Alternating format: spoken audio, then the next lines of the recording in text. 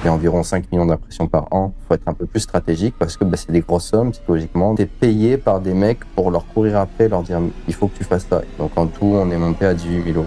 En un mois, du coup, à peu près. Un mois et demi à peu près. Là, je pense en gros 30-40% de gens qui sont vraiment mauvais, médiocres. Salut les gars, aujourd'hui on va accueillir sur le podcast Lucien Arbieux. Lucien, le CEO de PicLab, l'agence vers laquelle il faut aller quand vous avez des projets web, clairement. Je vais le laisser se présenter un petit peu plus et puis après il nous racontera son parcours avec moi, puisque à un moment donné je l'ai accompagné. Donc vas-y Lucien, je te laisse t'introduire un petit peu, qu'est-ce que tu fais, qui tu es, etc. Merci Kevin, merci pour l'invitation. Donc moi là, je gère l'agence PicLab. Donc on développe des applications, des sites, des automatisations in-unitaines, des agents IA. On fait ça pour des PME, des startups essentiellement, quelques solopreneurs, mais c'est un peu plus rare. C'est ça que je fais aujourd'hui, c'est ce sur quoi je suis. Et nous ensemble, on avait bossé sur 2 sujets. On avait lancé une formation ensemble et aussi tu m'as aidé, tu m'as coaché quand j'ai voulu lancer mon coaching pour les développeurs freelance. J'ai fait ça pendant 3 mois environ. Et j'ai coupé le closing, j'ai arrêté d'en prendre. Ça m'avait, Ouais. j'en avais eu un peu marre et je voulais faire autre chose. Ouais, c'est pas ce que tu kiffais faire. Ouais, voilà, ouais, exactement. Mais sinon, en gros, moi, le problème que j'avais, c'était vraiment le closing. C'est-à-dire que moi, sur LinkedIn, je fais environ 5 millions d'impressions par an. Donc, je connais les codes, je sais comment ça marche. J'ai jamais eu de problème pour avoir des leads quand j'ai voulu lancer mon coaching. Très rapidement, j'avais un pipeline rempli, des appels et tout ça. Les gens, ils venaient en commentaire, je leur disais, vas-y, viens, on se fait un appel en commentaire, et même pas de setting, rien. Et j'avais les gens en appel, mais par contre, quand il fallait closer, je connaissais pas du tout les procédés, je savais pas comment ça marchait, comment tu amenais à la vente. Et mine de rien, même si les gens savent qu'ils ont un problème et qu'ils pensent que tu peux les aider, ça suffit pas à lâcher 3 000, 4 000, 5 000 euros. Faut être un peu plus stratégique parce que c'est des grosses sommes psychologiquement, donc c'est un peu dur de lâcher ce genre de sommes. Il faut être capable d'appuyer sur les bons éléments pour que la personne se sente en confiance, en fait. Tout simplement, c'est qu'une question de confiance, c'est un transfert de confiance, la vente. Du coup, tu es intervenu sur ça avec moi. Pendant 1 mois, du coup, j'ai fait beaucoup d'appels, mais 0 vente. Ça, c'était avant ça. Au tout début, donc pendant le premier mois. Le deuxième mois, on a commencé ensemble. J'ai fait pendant 2 semaines, on va dire 10 jours, rien, tu vois, pas de vente. Mais les appels étaient de mieux en mieux. J'ai appliqué les techniques, les conseils, surtout ce que tu faisais, ce qu'on t'avais pas commencé à faire à l'époque, parce que je crois que j'étais vraiment au tout début, la version Ouais, ouais, ouais. bêta test, je pense, T'étais le ouais. tout premier. T'es le tout premier, Ouais, hein. ouais, voilà, ouais. Et du coup, tu faisais pas le shadow closing? Je faisais pas ça. Je faisais pas non plus. Aujourd'hui, parfois, je close carrément pour les élèves. C'est-à-dire que c'est moi qui close, en fait. Là, comment on fonctionnait, en gros, c'est que moi, je faisais un appel, on le préparait un petit peu en amont. Je faisais l'appel et je t'envoyais l'enregistrement Fathom qu'on regardait en asynchrone tous les deux et tu me donnais Alors, tu peux préciser ce que c'est Fathom quand même, parce que les gens, je pense, ils doivent pas forcément connaître. C'est un truc que tu mets dans tes appels pour enregistrer l'appel. Et à la fin, tu as accès comme ça à la vidéo, mais aussi au transcript et tout. Et quand tu balances ça dans ton cloud ou dans ton chat GPT, tu peux analyser ton appel, qu'est-ce que ça fait de bien, de pas bien. Et du coup, nous, on avait vraiment cet aspect itératif par rapport à ce qu'on s'était défini en amont à l'appel. Parce qu'en général, quand tu vas parler un petit peu par message avec les gens, tu peux savoir un petit peu en avance quelles vont être leurs objections, quels sont leurs problèmes. Donc, tu peux anticiper pas mal de choses. Donc, tu peux préparer ton appel. Et donc on fonctionnait comme ça. Je me souviens que les 3 premiers appels, j'ai vu une grosse amélioration. C'est-à-dire que j'étais vraiment proche de closer les gens. Et au 4e, j'ai closé. Le 5e, je l'ai closé. 6e, non. Et 7e, oui. Ah ouais, tu te rappelles vraiment. Parce que ça, c'était il y a combien de temps déjà? Ça fait un petit moment déjà. Donc, ça fait 6 mois. 6 mois, 7 mois. Et j'étais Ouais, vraiment au tout ok. début de PicLab. Ouais, parce que PicLab, ça n'a pas 7 mois, 6 mois encore. Donc, ta situation, en fait, avant qu'on bosse, c'est que tu prenais. En fait, tu voulais vraiment faire ce coaching, créer ce coaching, Ouais. et tu avais pris plein d'appels, mais zéro closing, quoi, 0% Ouais. de taux de Je crois closing. que j'avais fait une dizaine d'appels avant, entre 10 et 15, je ne sais plus exactement, mais pendant 1 mois, j'en avais eu pas mal. Une vingtaine, ouais, je pense que tu m'avais dit, mais à ce moment-là, tu faisais que ça, hein, tu faisais pas autre chose. Je faisais aussi j'étais coach pour Joanne. Donc, dans son Ah coaching à oui, lui. oui, oui, c'est vrai. J'avais aussi ça. J'ai rédigé un peu de posts LinkedIn aussi. J'en ai rédigé pour toi, j'en ai rédigé pour C'est d'autres vrai. personnes vite fait. On Des dit trucs pas comme ça ça. normalement. Ah ouais, c'est vrai.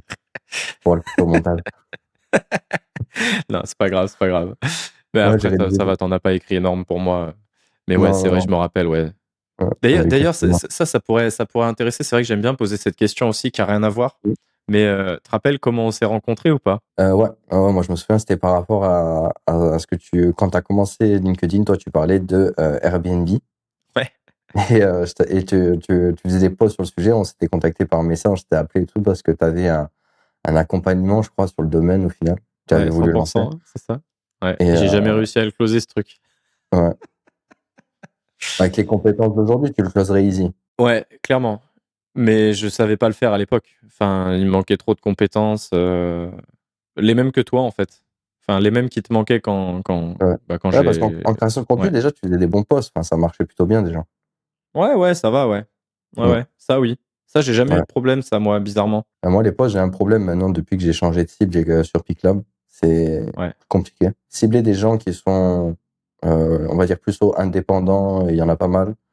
C'est relativement facile, je trouve. Je l'ai fait plein de fois dans différents secteurs. Ouais, Mais par contre, 100%. ouais, cibler des chefs d'entreprise en particulier, c'est assez compliqué. Ouais. Ouais, c'est plus du tout c'est plus le même game. En fait, le marché des freelances, il est facilement adressable.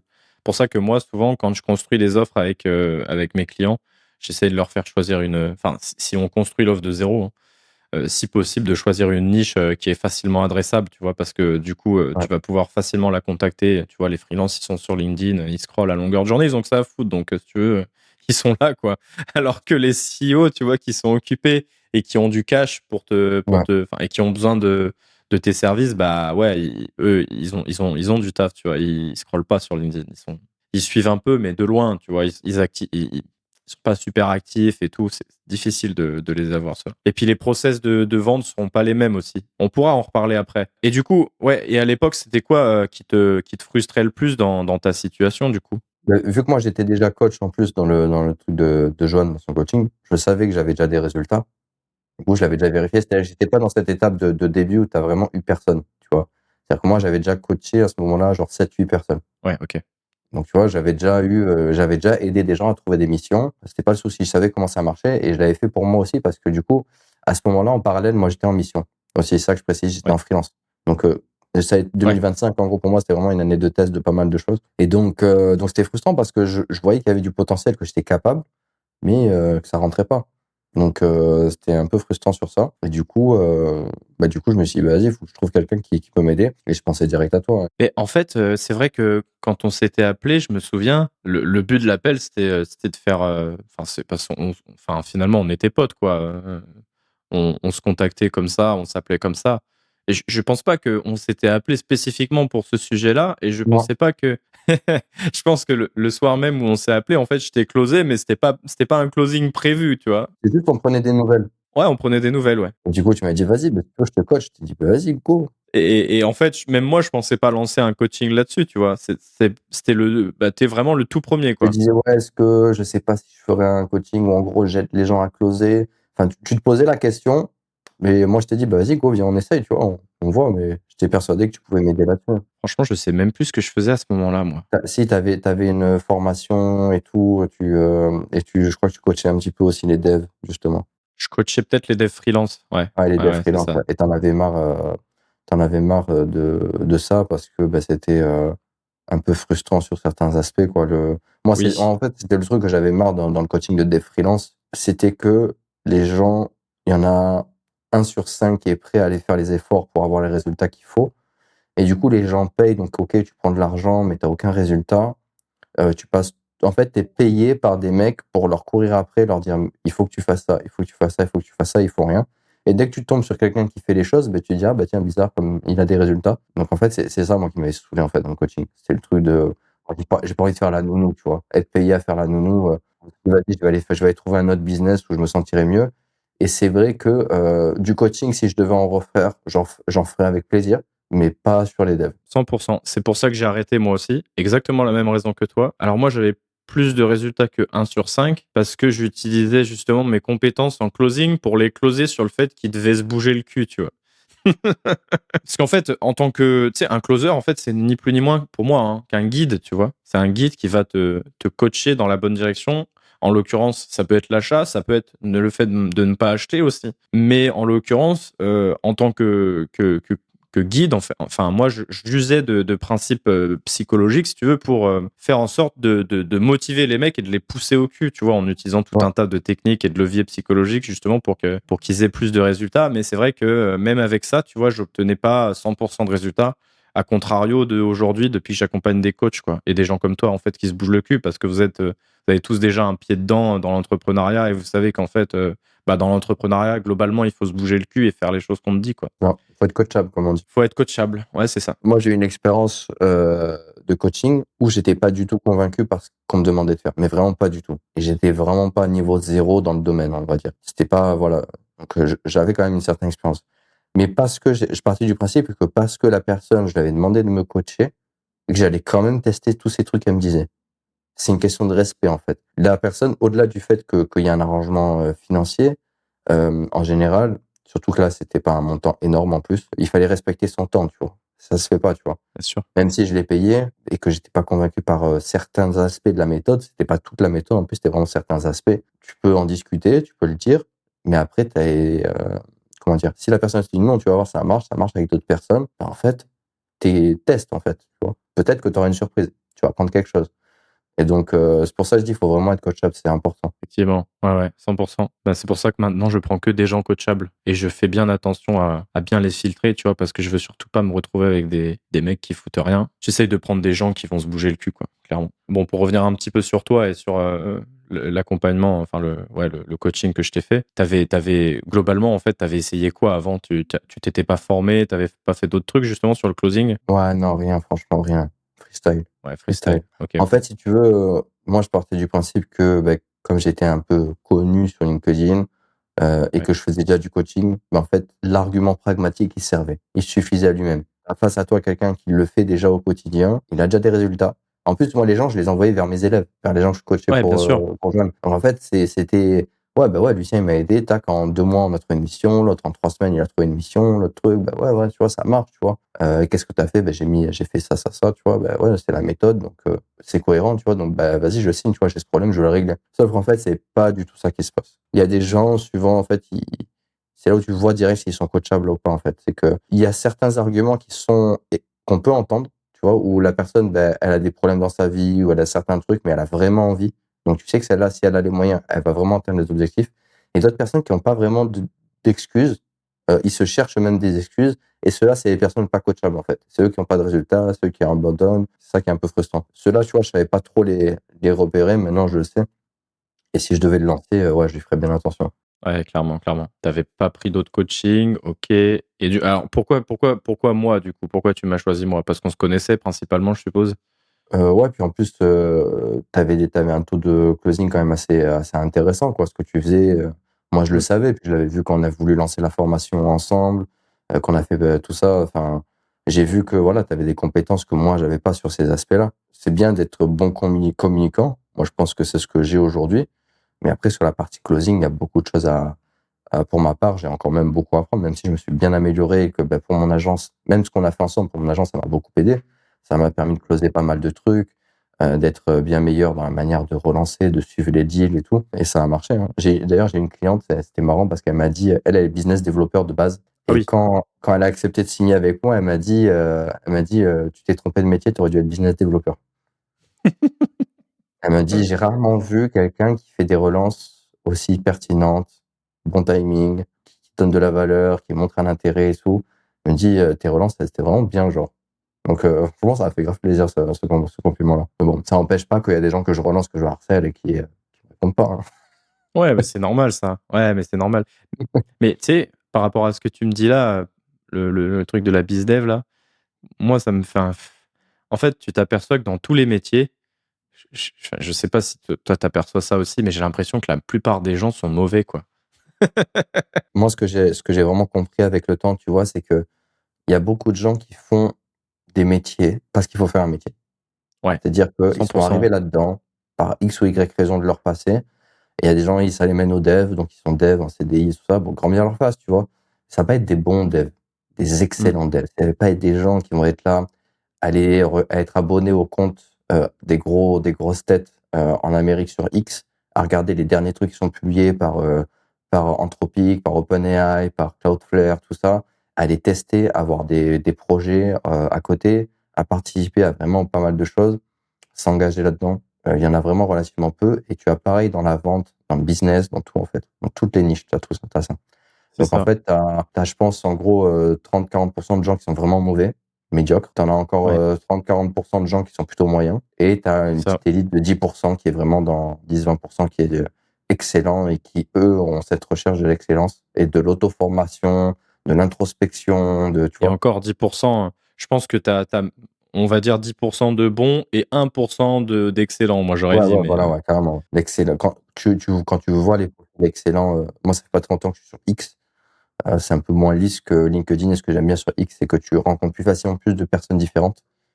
Je vois des gens qui sont réellement excellents, vraiment, dans tous les domaines. Et c'est impressionnant, c'est inspirant, en fait. d'ailleurs, tout à l'heure, tu avais dit un truc, tu pensais que tu avais un bon produit, tu vois, enfin, tu avais un bon produit, objectivement, Mm. qui aidait vraiment les gens et tout, et ça suffisait pas, en fait, à Ouais. closer, quoi, pour, en fait, faire comprendre aux gens que, oui, le produit, c'est important, mais c'est pas le seul truc. Évidemment Mm. qu'avec un bon produit, vous allez pouvoir le vendre à un moment donné. Peut-être que juste Lucien, il a pas eu de chance et qu'il a pas réussi à le vendre, voilà, mais au bout d'un moment, il aurait fini par le closer tout seul. Oui, je pense, ouais. Euh, je pense aussi. Mais en fait, sans les compétences de vente qui vont avec, bah, en fait, c'est pas optimal, quoi. Mm. C'est-à-dire, moi, il y a un truc que j'aime bien. Alors, faudrait que je mette la formule à l'écran, mais c'est en gros bon produit plus mauvais en vente égale euro. Mauvais produit plus bon en vente égale euro.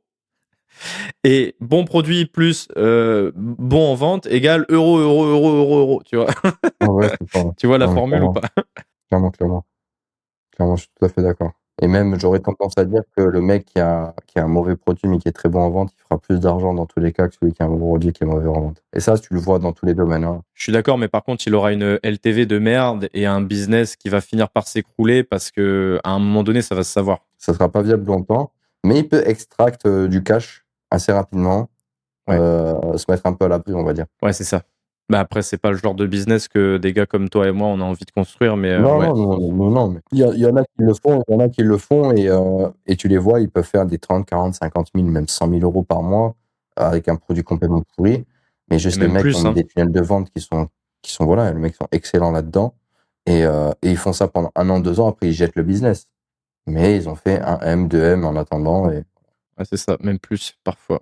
On va parler résultats quand même parce que je pense que les gens, ils ont envie de savoir. Je pense que les gens, ils ont envie de savoir. Donc, je ouais, t'ai accompagné pas très longtemps en fait parce que je devais t'accompagner jusqu'au résultat, il me semble. C'était ça, hein, je ouais, crois, hein. c'était ça, ouais, un peu le deal, ouais. C'est Ouais. bon, mes formules ont totalement changé, c'est plus du tout la même chose, mais qu'est-ce que tu peux partager concrètement comme résultat sur bah, l'accompagnement que je t'ai fait globalement?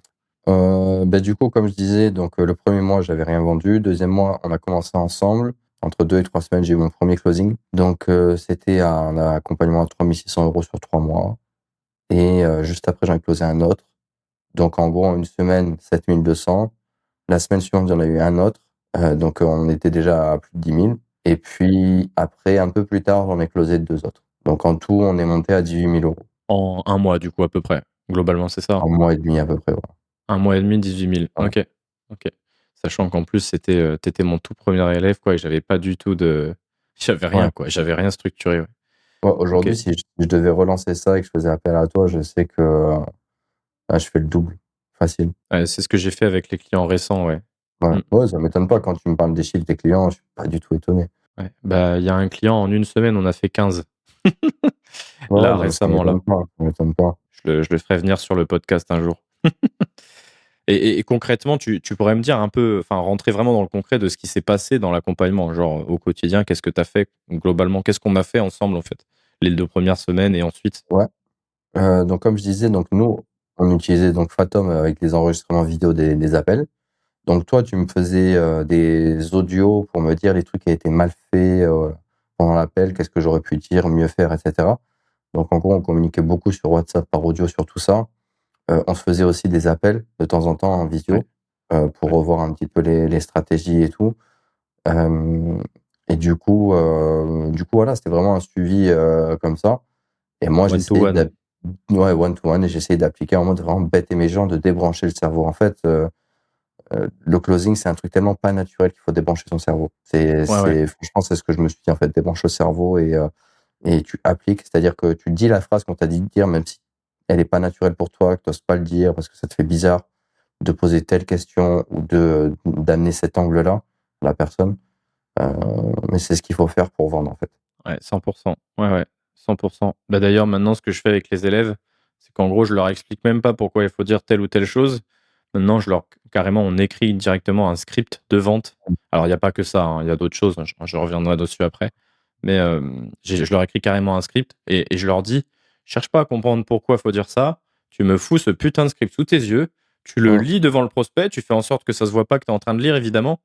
Et tu vas voir, ça va closer tout seul. T'as pas besoin de comprendre pourquoi. Juste, tu fais ça, tu lis ça, tu vas voir, premier mois, on va avoir des résultats.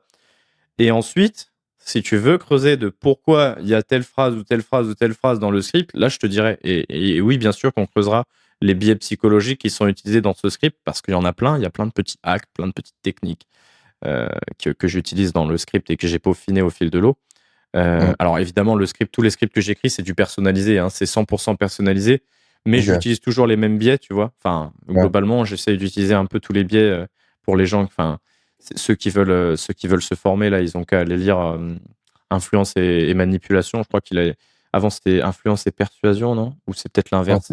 C'est influence et manipulation, c'est ça. Ouais, mais ça a été renommé, je crois, je sais plus dans quel sens, de Robert Cialdini. Robert Cialdini, ouais, c'est ça, exactement. Et je recommande aussi, mais il est très lourd à lire. Ouais, c'est un livre très lourd parce qu'en fait, c'est un livre vraiment scientifique où vous avez des études réelles, des cas concrets, avec à la fin des analyses en gros de l'étude menée ou des études menées. Vous pouvez avoir plusieurs études sur un cas, sur un biais spécifique. Donc c'est très dense. C'est vraiment pas facile à encaisser, ouais. Pour revenir un peu sur le coaching, c'est vrai qu'il y a un aspect, je pense que en même temps, ça fait longtemps, je pense que tu as oublié. Première phase, moi, souvent, et je l'ai fait avec toi aussi, je m'en souviens, c'est que je revois l'offre aussi avec mes clients. Je sais pas si tu te souviens qu'on avait revu aussi ton offre. Je t'avais dit, ton offre, elle me paraît pas assez irrésistible. Je sais pas si tu te souviens. On avait revu toute l'offre. Ouais, moi, je fais appliquer à mes élèves les strates d'Hormozy, hein, tout simplement. Hein. Puisqu'en fait, les gens, tu sais, ils pensent appliquer Hormozy comme il faut. Tout le monde dit Alex Hormozy, ses techniques, etc., qu'il donne dans ses bouquins, hein, l'offre à 100 millions, etc. Ils disent ça marche plus, ou genre tout le monde est aware de ça, tout le monde les connaît, etc., etc. Mais en fait, c'est qu'ils les appliquent pas bien. Et ils disent que ça marche pas ou que ça marche plus et qu'il faut aller voir plus loin chez, par exemple, comment il s'appelle là, Schwartz, là, Eugène Schwartz, avec son bouquin Breakthrough Advertising, là, avec mon accent anglais de merde. Tu vois, c'est vrai que c'est plus high level, mais Hormozy, ça marche toujours très très bien. En tout cas, moi, j'applique ces techniques presque sans réfléchir.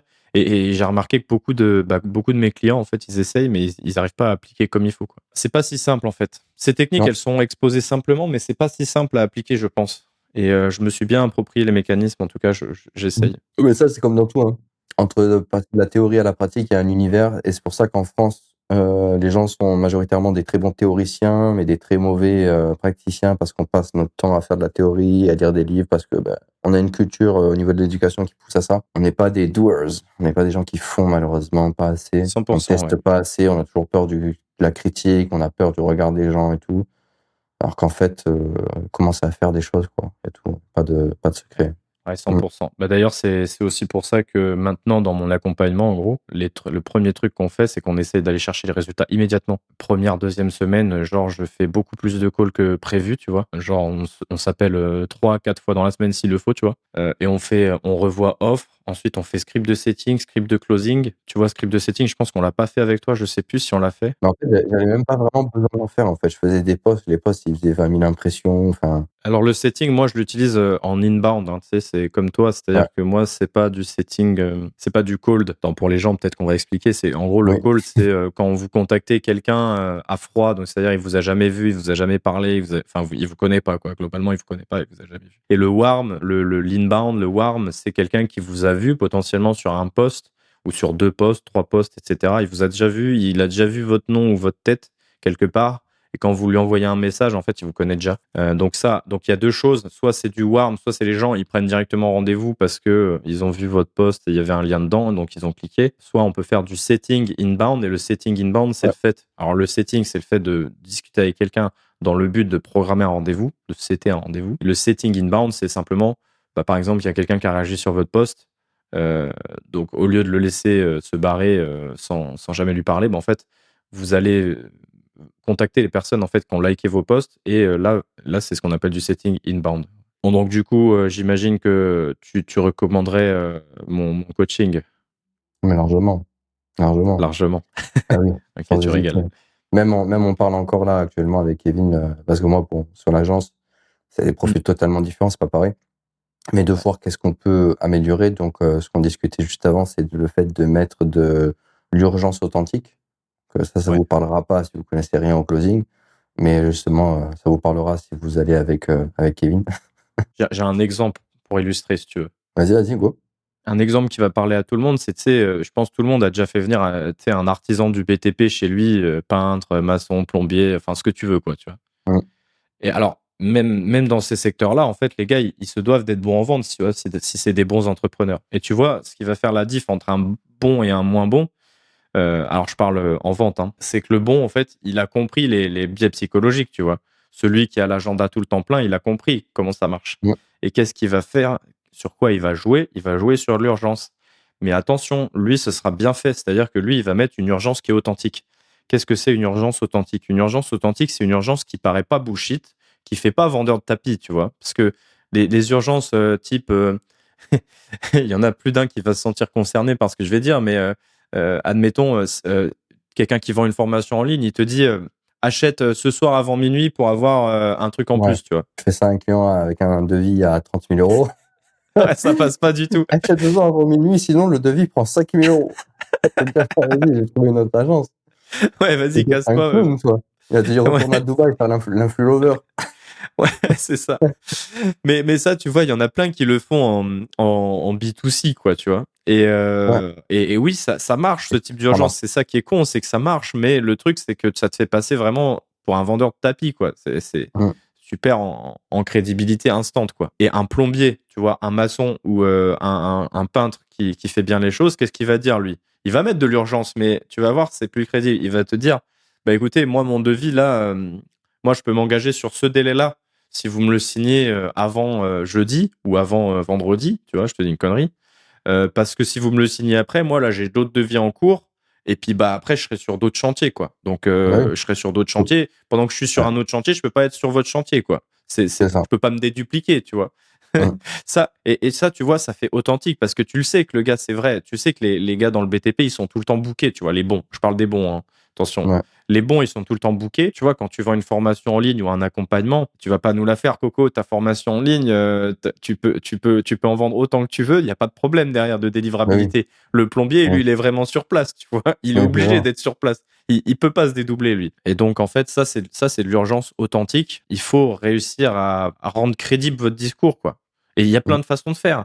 Le mieux, c'est d'avoir une vraie urgence crédible, tu vois. Et toi, en l'occurrence, toi qui fais une agence, bah, c'est pareil, tu vois. Une fois que tes devs, ils sont sur un projet, bah, en gros, pendant cette période-là, le mieux pour toi, c'est de dire, bah ouais, ils sont focus là sur un projet, on doit livrer un client là, à zap. Mmh. Pour l'instant, ils sont pendant 2 semaines à fond sur ce projet-là. Et donc là, si tu me réponds là, on peut démarrer dans 2 semaines. Par contre, si tu me réponds après, moi j'ai d'autres devis en cours et après ils attaquent un autre Ouais. projet qui Ouais, va ouais. durer tant de temps, etc., etc. C'est le Ça prochain fait truc que je vais crédible, faire. tu vois. Mmh. C'est le prochain truc que je vais faire là sur les gens qui sont un peu plus indécis. Tu vois, aujourd'hui, j'ai eu un appel pour un devis à 16 000 euros. Ben, là, ils m'ont direct dit, ben, on revient vers vous début de semaine prochaine, on en discute en interne, on voit. Parce que sachez que, ouais, sur les prestations comme ça, même sur des petits devis, en fait, d'application à 5 000 6 000 euros, ça m'est arrivé d'en faire. C'est rare que vous ayez quelqu'un qui paye, là, direct dans l'appel. Euh, Ça se fait souvent juste après dans la relance, qui vient juste après l'appel. Et sur les très gros contrats, ça se fait jamais direct.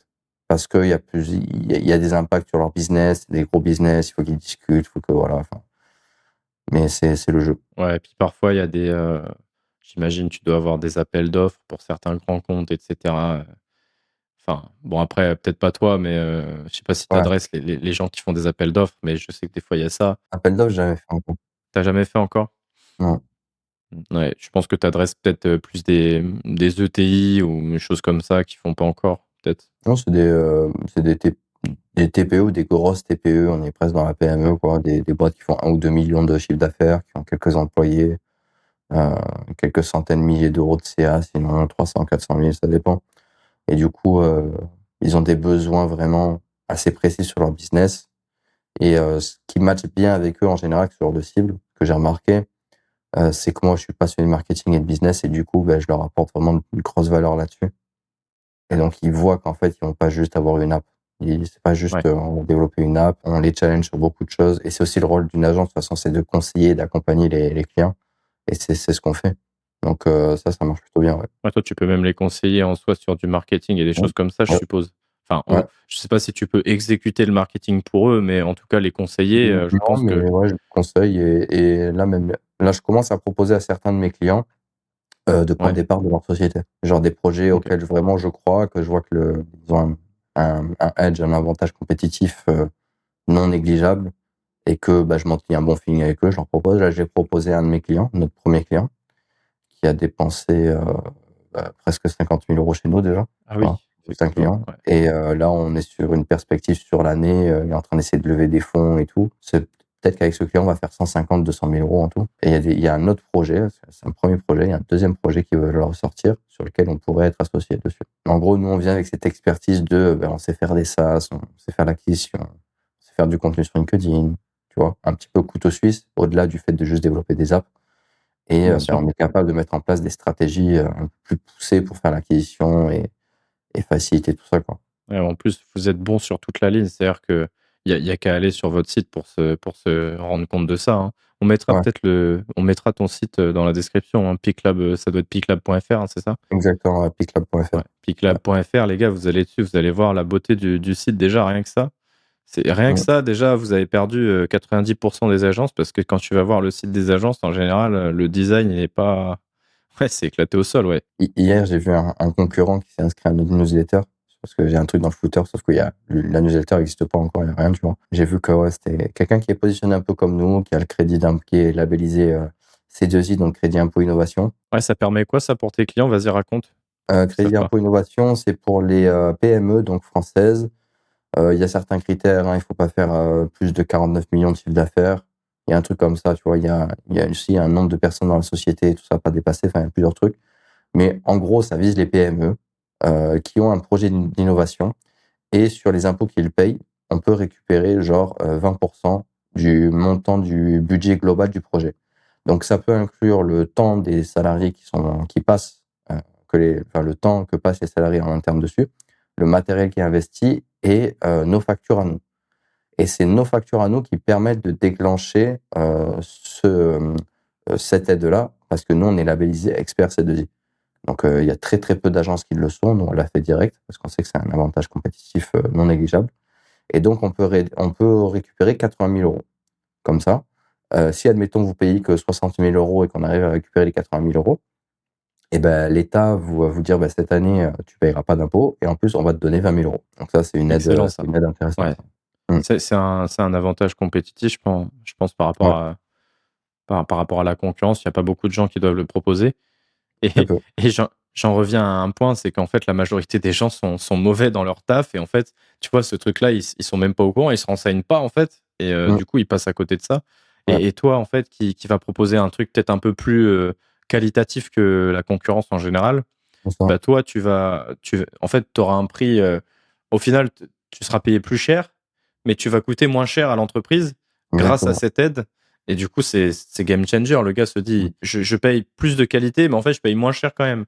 c'est Et ça. ça, c'est un putain de hack, quoi et je connais même des freelances qui le font ça, je crois. Enfin, je sais qu'il y a différents types de Ouais, de tu de peux, même si crédits tu es un d'impôt, freelance, tu mais peux l'avoir, hein. ouais, c'est Même si ça. tu es un Ouais, ouais, freelance, on tu est peux d'accord, l'avoir. hein. C'est juste que, ça dépend des clients que tu vas adresser, et surtout que toi, quand tu es freelance, si tu fais un client dans l'année, est-ce que ça vaut le coup? Pas forcément, C'est tu vois? ça. Ouais, Moi, c'est c'est ça. vraiment parce qu'en format agence, on a plusieurs clients, et du coup, c'est intéressant pour eux. Et là, je suis en train de regarder aussi pour voir les trucs pour la BPI et tout, parce que aussi la BPI, tu peux récupérer des sous. Si on est capable d'aider les clients, tu vois, sur cet aspect-là, on monte des dossiers BPI, après il y a le crédit impôt innovation, enfin, que tu as tout un setup comme ça qui permet en fait de développer les projets, de les accompagner de bout en bout sur tout ça, bah, tu deviens une agence un peu all-inclusive. Ouais, 100%. Je pense qu'on a fait le tour à peu près des sujets. Est-ce que tu as des sujets dont tu veux discuter avant qu'on se quitte ou Non, pour moi, c'est bon. Ouais, pareil, je pense qu'on a fait le est-ce tour. que tu veux, est-ce que tu veux quand même glisser un petit CTA pour tes éventuels prospects qui verraient cette vidéo? Ouais, je suis pas sûr qu'il y aura des gens qui veulent développer des apps, qui vont voir cette vidéo, mais si c'est le cas, bah, n'hésitez pas à nous contacter. Si vous avez des enjeux d'automatisation de votre business ou, de création d'agents IA, des trucs comme ça, n'hésitez pas. Nous, c'est ce qu'on fait au quotidien. En vrai, il pourrait y avoir des gens parce que dans mon audience, il y a quand même pas mal de techos, enfin même de CEO, dans la tech, hein. Donc Mmh. s'il y en a parmi vous qui voient cette vidéo, allez voir le sien. Vraiment, il est très, très bon dans ce qu'il fait.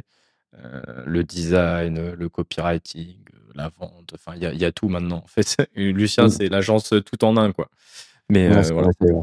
Et en plus, même sur le SEO, maintenant, vous avez Ouais, développé une grosse spécialisation là-dessus, quoi. ouais, ouais, sur le SEO, bah, on a une offre spéciale, du coup, on développe un site complet, heu, mais vraiment optimisé SEO, sur le SEO avec, toute une architecture, enfin, c'est vraiment un gros truc, quoi. C'est en fait, ce qu'on a fait sur nous, on le vend maintenant aux clients. Là, on l'a vendu à un client suisse. Donc voilà, donc franchement, c'est une très, très bonne offre parce que, bah, la plupart des gens vont payer, je sais pas, 5 000 6 000 € des sites, mais bon, il y a zéro trafic dessus, donc ça sert à rien, quoi. Ouais, c'est clair. C'est vrai. Nous, en 2 mois, là, on est à 50 clics par jour. En 2 mois, c'est-à-dire 2 mois de zéro, c'est-à-dire qu'il y avait rien Ouais, de avant, quoi. Il y 0, avait pas vraiment, de SEO. nous, on partait d'une landing page, genre, il y avait c'était une seule page, notre site. Il y avait rien. Ouais. Et on a développé bah, tout ce qu'on a maintenant dans notre offre, en fait. Donc une architecture complète, de site avec plein de trucs optimisés. Aussi, on rank déjà dans les LLM. Donc c'est-à-dire que là, il y a déjà ChatGPT et tout qui nous recommande. Je crois qu'on est mentionné 70 fois, je crois déjà. Et sachez que quand vous rankez dans les LLM, le taux de en gros, la qualité des leads est supérieure, genre de 15 à 20 parce que quand on pose une question à ChatGPT et qu'on a la réponse, on la remet pas en question. On cherche pas après ça. C'est-à-dire qu'on clique et si lui, il a estimé que c'était la bonne solution pour nous, en fait, le niveau de confiance est largement, plus élevé. Donc le taux de closing derrière est supérieur de 15 à 20. Quand je vous dis que Lucien, il est bon dans ce qu'il fait, Ah, c'est-à-dire que on ouais, dit des c'est sujets, ouais. vrai. Il a pensé à ça. Ouais, c'est vrai, tu as raison. Maintenant que tu le dis, ouais, c'est vrai, c'est vrai, on va Ouais. avoir tendance à faire plus confiance à ChatGPT qu'au premier résultat de Google. Ouais, ouais, Mmh. 100%. Et là, on commence à discuter en interne, parce que c'est pour ça aussi qu'on s'appelle PicLab.